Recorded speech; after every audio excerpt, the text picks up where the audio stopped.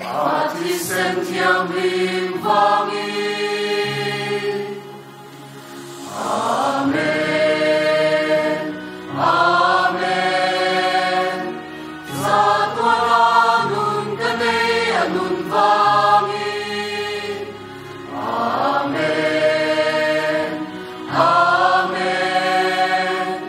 Phật là môi tộc đốc su cả dòng về anun vangi.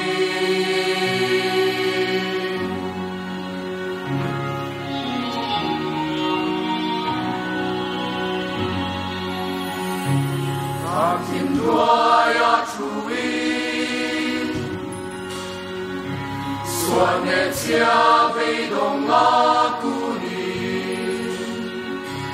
kim sa ngày nào ca chia than công hồng ta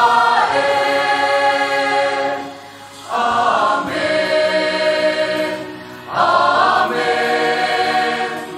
Sa Tuhan anun kanay anun vangi. Amen,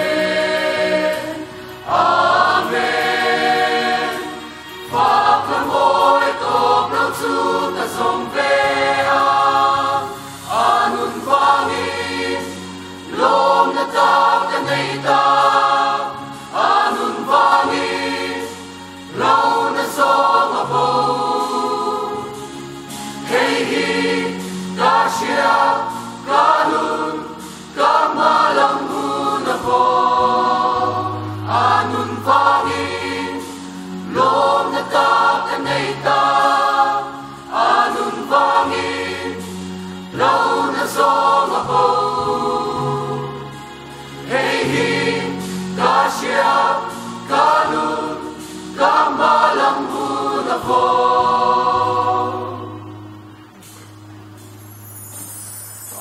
Amen, Amen. Sa Tuhan anun kanay anun vangi. Amen, Amen. Sa Tuhan anun kanay anun vangi. Amen, Amen. Sa Tuhan anun kanay anun vangi. Amen, Amen. Phật là môi tộc đốc su cả dòng về anun vangi. Lom na ta kanay ta anun vangi. Lâu na so nga po. Hey hi ta sia kanun kamalang na po. Anun vangi. Anun vangi.